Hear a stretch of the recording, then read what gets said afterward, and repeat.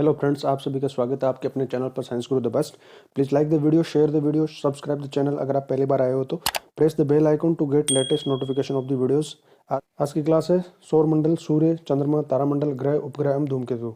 ये class important होने वाली है रीड लेवल 2000 लेवल 1 इन दोनों एग्जाम्स के लिए, सीईटी आरपीएससी, सीईटी की एग्जाम्स के लिए, आरपीएससी जो ईओ एमओ एग्जाम है उसके लिए, RAS, high court, LDC, video, RRB, NTPC, SSC, इन सभी कंपिटेटिव एग्जाम्स के लिए जिनमें जनरल साइंस में ये टॉपिक है our solar system and there members, यानी सूर्य, चंद्रमा, तारामंडल, ग्रह, उपग्रह और धूमकेतु यानी सौर मंडल से रिलेटेड टॉपिक के लिए क्लास इंपॉर्टेंट होने वाली है। तो चलो शुरू करते हैं आज की क्लास। इससे पहले भी एक क्लास में बना चुका हूँ सौर मंडल पर, तो उसका लिंक आपको डिस्क्रिप्शन में मिल जाएगा, आप वहाँ से वो क्लास दे सकते हैं। अगर आपको इसकी पीडीएफ चाहिए तो उसका लिंक भी डिस्क्रिप्शन में, आप वहाँ से पीडीएफ क्लास ले सकते हैं। चलो शुरू करते हैं। इससे पहले वाली क्लास में हमने इनर प्लैनेट्स के बारे में बात करी थी, सन के बारे में बात करी थी। इनर प्लैनेट्स में हमने बुध, शुक्र, पृथ्वी और मंगल के ग्रह के बारे में पढ़ लिया था। उससे आगे की आप बात करते हैं बृहस्पति ग्रह से। तो देखो, ये ग्रह सबसे लार्जेस्ट प्लैनेट है, सबसे बड़ा ग्रह ये है सौर मंडल का, सूर्य परिवार का। तो ये ग्रह सूर्य से दूरी के आधार पर 5वां ग्रह है। बृहस्पति, जुपिटर की बात करते हैं कि ये सूर्य से दूरी के अनुसार 5वां ग्रह, आउटर मोस्ट जो बाहर के जो बाएं जो ग्रह उनमें से पहला है, और इसकी दूरी 77 करोड़ 80 लाख किलोमीटर है। ये सौर मंडल का सबसे बड़ा, लार्जेस्ट, सबसे बड़ा ग्रह है और इसका व्यास 1,43,000 किलोमीटर है। ये सूर्य की परिक्रमा करने में 11.9 वर्ष लगाता है। ये अपने अक्ष धुरी पर एक चक्कर लगाने में 9.8 घंटे का समय लगता है। ये सौर मंडल का सबसे भारी ग्रह है, सबसे बड़ा भी है और सबसे भारी ग्रह भी है। इसका द्रव्यमान सौर मंडल के अन्य ग्रहों की तुलना में 71% है और इसका द्रव्यमान सूर्य के द्रव्यमान का 318, पृथ्वी के द्रव्यमान का 318 गुना, यानी पृथ्वी से 318 गुना भारी है। इसका घनत्व 1.31 ग्राम प्रति घन सेंटीमीटर है। उसका गुरुत्वाकर्षण पृथ्वी के गुरुत्वाकर्षण से 5 गुना अधिक है, यानी पृथ्वी से 5 गुना अधिक इसका गुरुत्वाकर्षण है। बड़ा होने पर भी इसकी गति बहुत तेज है और ये तीव्र गति होने के कारण इसका ध्रुवीय प्रदेश अधिक पतला हो गया। वस्तुतः गैस और द्रव का बना हुआ है, ठोस धरातल यहाँ पर नहीं है। और ये हल्के पदार्थों से बना हुआ है जिसमें हाइड्रोजन, अमोनिया, मीथेन और हीलियम की प्रधानता है। और इसके बाहरी जो सतह है उसका तापमान -180 डिग्री सेल्सियस है और आंतरिक सतह का तापमान 25,000 डिग्री सेल्सियस है।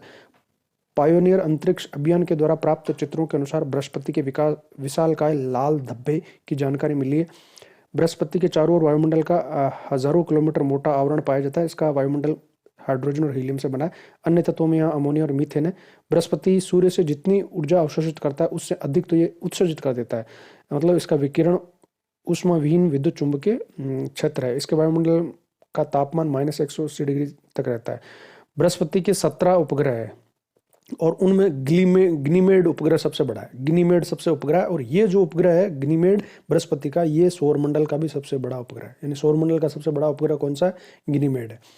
अन्य उपग्रहों में आयो, यूरोपा, कैलिस्टा और आल्मिथिया आदि प्रमुख है। अब बात करते हैं सेकंड लार्जेस्ट प्लैनेट की। बृहस्पति के बाद में सबसे बड़ा ग्रह है शनि। ये दूरी के आधार पर छठा ग्रह है और सूर्य से इसकी दूरी 142 किलोमीटर 70 लाख किलोमीटर है। ये आकार में बृहस्पति के बाद सौरमंडल का दूसरा सबसे बड़ा है। इसका व्यास 1,20,000 किलोमीटर है। सूर्य की परिक्रमा करने में इसको 29.5 वर्ष लगता है और अपनी धुरी पर 10.2 घंटे में एक चक्कर लगाता है। इसका द्रव्यमान पृथ्वी की तुलना में 95 गुना अधिक है। शनि ग्रह का घनत्व सौरमंडल में ग्रहों में सबसे कम, यानी सबसे कम घनत्व, यानी सबसे हल्का जो ग्रह है वो यही है शनि। इसका घनत्व मात्र 0.70 ग्राम प्रति घन सेंटीमीटर है और पानी में डाल जाने पर भी ये तैरने लगेगा, मतलब इतना हल्का है। तो सबसे कम घनत्व वाला सबसे हल्का जो ग्रह है वो शनि है। यह ग्रह गैस और द्रव से बना हुआ है, ठोस धरातल का अभाव है, हल्के तत्वों से बना हुआ है जिसमें हाइड्रोजन और हीलियम है। इसके अतिरिक्त इसमें अमोनिया और मीथेन है। इस ग्रह का तापमान -139 डिग्री सेल्सियस है और इसका वायुमंडल जो है वो अधिकांश हाइड्रोजन, हीलियम से बना हुआ है। ये बृहस्पति से अधिक ठंडा ग्रह है। इसके वायुमंडल में औसत तापमान -180 डिग्री सेल्सियस रहता है। शनि ग्रह की सबसे बड़ी विशेषता यह है कि इसके चारों ओर वलय, रिंग्स पाए जाते हैं। इनकी संख्या 10 है, यानी ये इसकी मुख्य विशेषता है कि इसके चारों तरफ जो है वो रिंग पाए जाते हैं, छल्ले पाए जाते हैं और इन वलयों की संख्या 10 है। वाइजर यान ने पता लगाया कि ग्रह के वलय सर्पिले हजारों सर्पिली तरंगों की पट्टियां जिनकी मोटाई लगभग 100 फीट है। आकाश में यह ग्रह पीले तारे के समान नजर आता है, यानी पीले तारे के समान नजर आता है, पीले रंग का नजर आता है। ये अंतिम ग्रह जिसे नंगी आंखों से देखा जा सकता है। इसके बाद के जो ग्रह है वो नंगी आंखों से नहीं देखे जा सकते। शनि के लगभग 23 उपग्रह है। बृहस्पति के 17 थे, इसके 23 है। और इसका सबसे बड़ा जो उपग्रह है वो टाइटन है। यानी टाइटन किसका उपग्रह है? शनि का। और बृहस्पति का सबसे बड़ा उपग्रह कौन सा है? गिनीमेड। और गिनीमेड जो है वो सौरमंडल का सबसे बड़ा उपग्रह भी है। और इस टाइटन की खोज जो है वो क्रिस्टियन हुगेंस ने की थी। टाइटन में नाइट्रोजन युक्त वायुमंडल पाया जाता है। ये सौरमंडल का एकमात्र उपग्रह है जहाँ घना वायुमंडल पाया जाता है, यानी जहाँ डेंसिटी ज़्यादा है, घनत्व ज़्यादा है टाइटन पर। इस वायुमंडल में इस वायुमंडल की उपस्थिति से जीवन के लक्षण का पता चलता है, लेकिन यहाँ पर जीवन का अस्तित्व नहीं है। अन्य उपग्रह इसके एटलस, मीमास, इंक्लेस, टेथिस, डायोन, रिया, हाइपोरियन और फाइबे। अगला हमारा ग्रह है यूरेनस यानी अरुण। इस ग्रह की खोज 1781 में सन विलियम हर्सेल ने की थी। और ये प्रथम आधुनिक उपग्रह कहलाता है, क्योंकि इससे पहले के जो है बाकी सबकी हमें पहले से जानकारी थी। तो 1781 में इसकी खोज हुई। सूर्य की दूरी के आधार पर 7वां ग्रह, और इसकी दूरी 286 करोड़ 90 लाख किलोमीटर है। आकार में सौरमंडल का तीसरा सबसे बड़ा ग्रह है। सबसे बड़ा बृहस्पति, उसके बाद 2 नंबर पर शनि और 3 नंबर पर अरुण है। इसका व्यास 52,000 किलोमीटर है। सूर्य की परिक्रमा करने में 84 वर्ष का समय लगता है। अपनी धुरी के लंब के साथ 90 डिग्री झुके रहने के कारण ये एकमात्र ऐसा ग्रह जो एक ध्रुव से दूसरे ध्रुव तक अपनी परिक्रमा कक्ष में सूर्य के सामने रहता है और पहियों की तरह घूमता है। इसलिए इसे लेटा हुआ ग्रह कहा जाता है। यानी लेटा हुआ ग्रह किसे कहते हैं? तो लेटा हुआ ग्रह अरुण को कहते हैं। क्यों? क्योंकि इसका जो धुरी है वो लंब के साथ 90 डिग्री पर झुकी हुई है। और ऐसा ग्रह जो एक ध्रुव से दूसरे ध्रुव पर जब अपनी परिक्रमा करता है तो सूर्य के सामने रहता है, पहियों की तरह घूमता है और लेटा हुआ ग्रह कहलाता है।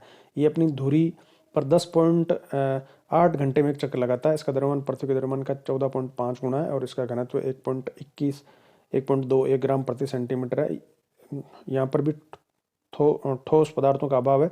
इसकी सतह का तापमान -197 डिग्री है। इस ग्रह का वायुमंडल घना है। इसमें मीथेन गैस अधिक है। दूरबीन से देखने पर हरे रंग का नजर आता है, हरा रंग का। शनि पीले रंग का और ये हरा रंग का नजर आता है। इसके अलावा इसमें हाइड्रोजन, हीलियम भी पाए जाते हैं। और औसत तापमान वायुमंडल का -225 डिग्री सेल्सियस है। शनि की भांति इस ग्रह के चारों ओर भी धुंधले वलय पाए जाते हैं और ये वलय कसे हुए हैं और इनकी संख्या 9 है।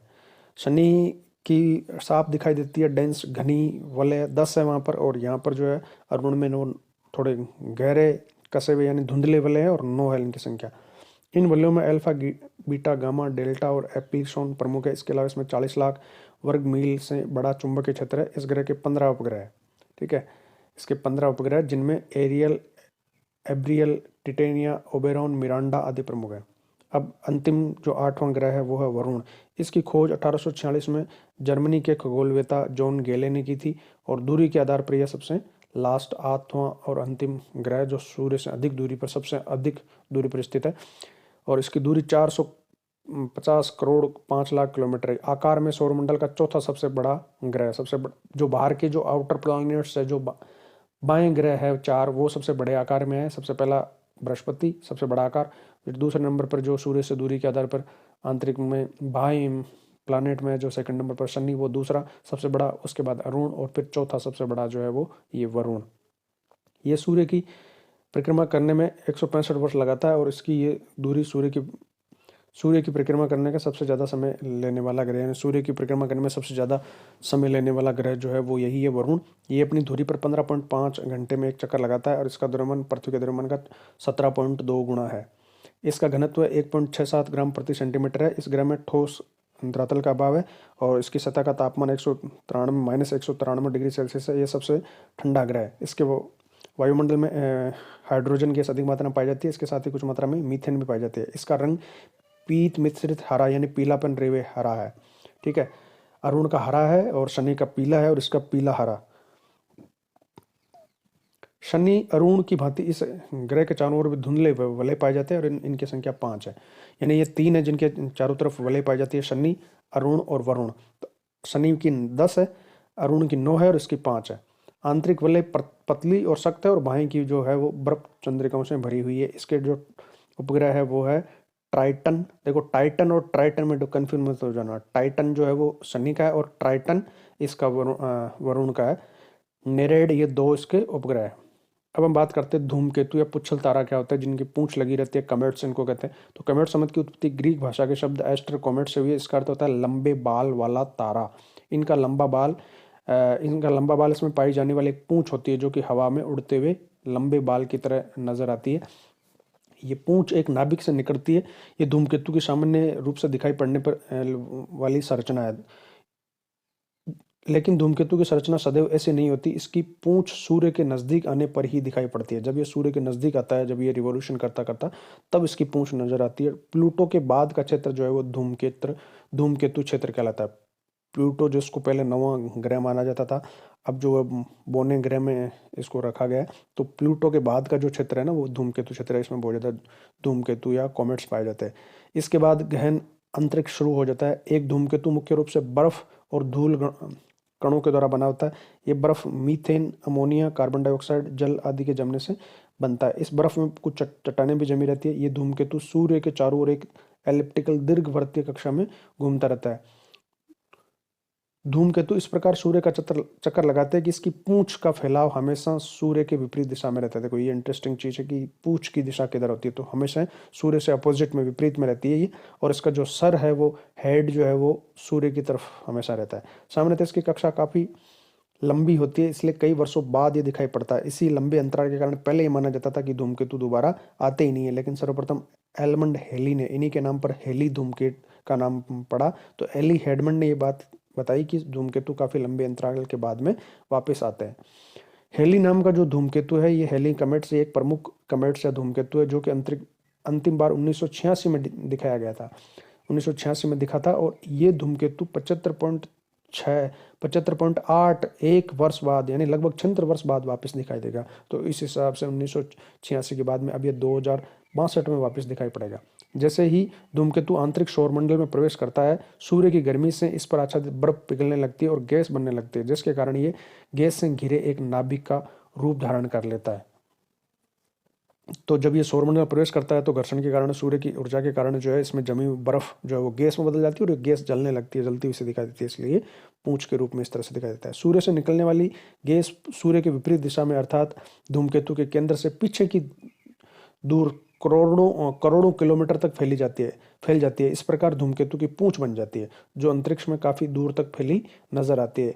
इस प्रकार जब हमें धूमकेतु दिखाई पड़ता है, अर्थात जब ये सौरमंडल के अंदरूनी हिस्से में प्रवेश करता है, तो हमें नाभिक से निकलने वाली पूंछ दिखाई पड़ती है। ये पूंछ हमेशा सूर्य से विपरीत दिशा में रहती है। इसकी पूंछ में एक खतरनाक रसायन साइनोजेन CN पाया जाता है। तो ये पुच्छल तारे या पुच्छल तारे या कमेट्स थे, धूमकेतु थे। और अब बात करते हैं पृथ्वी का उपग्रह चंद्रमा, मून के बारे में। पृथ्वी का एकमात्र प्राकृतिक उपग्रह है चंद्रमा। तो चंद्रमा पृथ्वी का एकमात्र प्राकृतिक उपग्रह। ये पूरे सौरमंडल में यही एक उपग्रह है जो सामान्यतः उपग्रह से बहुत बड़ा है। यानी उपग्रह लगभग ग्रह के 1/8वां भाग होता है, लेकिन ये जो है वो चंद्रमा पृथ्वी के व्यास का लगभग 1/4 के बराबर है। तो ये सबसे बड़ा उपग्रह सौरमंडल में जो सामान्यतः ग्रह से बहुत बड़ा है। चंद्रमा की गुरुत्वाकर्षण शक्ति पृथ्वी के गुरुत्वाकर्षण शक्ति के 6ठे भाग के बराबर है, 1/6 ही है। चंद्रमा पृथ्वी का निकटतम खगोलीय पिंड है और चंद्रमा की पृथ्वी से जो औसत दूरी है वो 182,000 किलोमीटर है। 82,000 किलोमीटर है। चंद्रमा की पृथ्वी से निकटतम दूरी यानी पेरिजी जो है वो 364,000 किलोमीटर है और अधिकतम जो दूरी है अपोजी वो 406,000 किलोमीटर है। चंद्रमा पृथ्वी के चारों ओर 27.3 दिन यानी कि 27 दिन 7 घंटे 43 मिनट और 11.47 सेकंड में, और इतने ही समय में यानी 27.3 दिन में अपनी धुरी पर ये एक चक्कर लगाता है। यानी इसका परिक्रमण और परिभ्रमण काल समान ही है, 27.3 दिन। चंद्रमा की परिक्रमण काल और घूर्णन काल में समान होने के कारण हमें इसका केवल एक ही सतह दिखाई देती है और यही सतह हमेशा सूर्य के सामने रहती है। यानी परिक्रमण और परिक्रमण काल दोनों समान होने के कारण हमेशा ही हमें एक ही साइड से दिखाई देता है, दूसरी साइड से अपोजिट साइड में नहीं दिखाई देता। तो ये सूर्य की तरफ भी इसके एक ही पार्ट रहता है, यानी पीछे हमेशा सूर्य से दूर रहता है और सामने वाला भाग ही हमेशा सूर्य की तरफ रहता है। तो जो पीछे वाला भाग है वहां पर सूर्य की प्रकाश कभी जाता नहीं है, सूर्य का प्रकाश। इसका पिछला भाग हमेशा अंधकार में डूबा रहता है, जिसे शांति का सागर यानी सी ऑफ ट्रिक्विनिटी कहा जाता है। तो ये देखो अच्छा क्वेश्चन है कि शांति का सागर कहाँ पाया जाता है, किस पर पाया जाता है, तो चंद्रमा पर। इसको सी ऑफ ट्रैंक्विलिटी कहा जाता है, शांति का सागर। वहाँ का तापमान बहुत ही कम है पीछे का, यानी शांति का सागर का। इसका द्रव्यमान पृथ्वी के द्रव्यमान का 0.012 भाग है। इसका घनत्व 3.4 ग्राम प्रति घन सेंटीमीटर है। पृथ्वी और चंद्रमा एक ही प्रकार के चट्टानों से बने हैं, यानी यहाँ पृथ्वी और चंद्रमा की चट्टानें एक ही प्रकार की। इसी से यह अनुमान लगाया जाता है कि चंद्रमा की उत्पत्ति पृथ्वी के ही एक भाग से टूटने से हुई है। और ऐसा कहा जाता है कि जो प्रशांत महासागर में जो बड़ा सा गड्ढा बना हुआ है, वो चंद्रमा के टूटकर पृथ्वी से अलग होने के कारण ही बना है। चंद्रमा पर प्राप्त चट्टानों में से बनी मिट्टी का रंग नारंगी है। चंद्रमा पर जल नहीं है। चंद्रमा का धरातल उबड़ खाबड़ है, और चंद्रमा पर कहीं ऊंचे ऊंचे पहाड़ है, तो कहीं पर सपाट मैदान है, और कहीं गहरे गड्ढे हैं। चंद्रमा पर सबसे ऊंचा स्थान जो है ना, वो लिबनिट्ज पर्वत कहलाता है, लिबनिट्ज माउंटेन्स कहलाता है, जो चंद्रमा के दक्षिण ध्रुव पर है स्थित है, और 35,000 फीट ऊंचा है। उल्कापात या ज्वालामुखी विस्फोट के कारण चंद्रमा के तल पर अनेक गड्ढे बने हुए।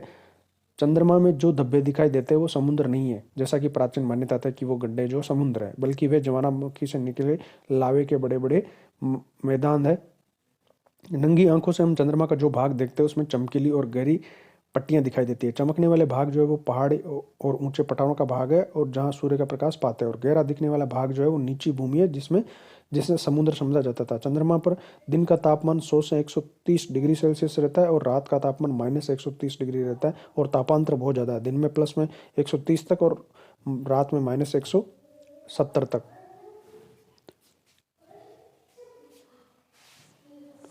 यानी 300 डिग्री के आसपास का तापांतर है, और इसका कारण ये है कि वहाँ वायुमंडल नहीं है। और वायुमंडल इसलिए नहीं है क्योंकि वहाँ पर गुरुत्वाकर्षण बल कम है। तो गुरुत्वाकर्षण बल कम होने के कारण चंद्रमा पर वायुमंडल नहीं है, क्योंकि इसका गुरुत्वाकर्षण बल गैसों को बनाए रखने में असमर्थ है। इसलिए चंद्रमा पर कोई ध्वनि भी नहीं होती, क्योंकि माध्यम नहीं है वहाँ पर, गैस माध्यम नहीं है, इसलिए वहाँ पर जो है कोई ध्वनि का संचरण भी नहीं होता। वायुमंडल नहीं होने की वजह से वायु नहीं है, यानी माध्यम नहीं है, और ध्वनि का संचरण बिना माध्यम के संभव नहीं है, क्योंकि ध्वनि वायु के माध्यम से संचारित या कंपन इसका होता है। चंद्रमा से आकाश का रंग काला दिखाई देता है। चंद्रमा की रोशनी पृथ्वी तक 1.3 सेकंड में पहुंचती है। तो ये अच्छा क्वेश्चन है कि चंद्रमा की रोशनी पृथ्वी तक कितने समय में पहुंचती है, तो 1.3 सेकंड है।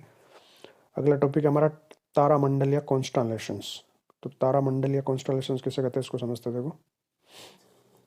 तारामंडल यानी आकाश में वैसे तो अनेक धुंधले तारे हमें दिखाई देते हैं, परंतु कुछ चमकीले तारों का समूह भी होता है जिनमें कुछ विशेष आकृतियां बनती है, तो इन्हें तारामंडल कहते हैं। तारामंडल किसे कहते हैं, तो यानी group of stars which form a recognisable shapes, यानी जिनकी रिकॉग्निजेबल शेप्स बनती है, जिनको पहचानने योग्य ऐसी आकृति बनाते हैं, वो ऐसा ग्रुप ऑफ स्टार्स यानी तारों का ऐसा समूह है जिनकी एक पहचानने योग्य आकृति हो, तो उसको हम तारामंडल कहते हैं। इनका नाम इन आकृतियों के आधार पर रखे गए, इसके कारण इन समूह की रचना हुई है। तो कौन कौन से तारामंडल इनकी बात करते हैं, देखो। प्रमुख तारामंडल है सप्तऋषि या अर्सा मेजर या ग्रेट बियर भी इसका नाम है, अर्सा मेजर या सप्तऋषि। ध्रुव मत्स्य यानी अर्सा माइनर, अर्सा मेजर और अर्सा माइनर। सप्तऋषि को अर्सा मेजर कहते हैं, और ध्रुव मत्स्य को अर्सा माइनर कहते हैं। अर्सा मेजर और अर्सा माइनर, इसको लिटिल बियर भी कहते हैं, इसको ग्रेट बियर कहते हैं सप्तऋषि को, और इसको लिटिल बियर भी कहते हैं। ओरियन हंटर भी कहते हैं इसको, ग्रेट हंटर, शिकारी की जैसी आकृति बनती है इसकी। और ड्रेको को ड्रैगन भी कहते हैं। और सिग्नस स्वान कहते हैं इसको। हरकुलीज और हाइड्रा, सेंट्रोस आदि तारामंडल है। अभी तक 89 यानी 90 तारामंडलों की पहचान की गई है। इनमें सबसे बड़ा जो तारामंडल है वो सेंट्रोस है, जिसमें 94 यानी 94 तारे हैं। हाइड्रा में कम से कम 68 तारे होते हैं। तो हाइड्रा में 68 तारे और सेंट्रोस में 94 तारे, कुल 90 तारामंडलों के अभी तक पहचान की जा चुकी है। तो ये आज का वीडियो था जिसमें हमने ग्रहों की बात की, आउटर प्लैनेट्स की बात की, जिसमें हमने बृहस्पति की बात की, शनि की, अरुण की, वरुण की, चंद्रमा की जो पृथ्वी के प्राकृतिक उपग्रह, और साथ साथ हमने उल्कापिंड, धूमकेतु की, पुच्छल तारों की बात की, और साथ में तारामंडल की बात की। तो ये जो सिलेबस है रीट लेवल 2 साइंस का, उस सिलेबस में ये दोनों वीडियो में मैंने आपको कंप्लीट करवा दिया। नेक्स्ट वीडियो में मैं लेकर आ रहा हूँ जिसमें सौर मंडल पर रिलेटेड जितने भी MCQ क्वेश्चंस है वो सारे उसमें लेकर आऊँगा। ग्रह, उपग्रह, चंद्रमा, इन सब पर MCQ questions, more than 100 questions लेकर आऊँगा। तो बने रहिए इसी चैनल पर। अगर आप पहली बार है तो सब्सक्राइब जरूर करना, फिर फ्रेंड्स के साथ में शेयर करो वीडियो को। मिलते हैं अगले वीडियो में, तब तक जय हिंद।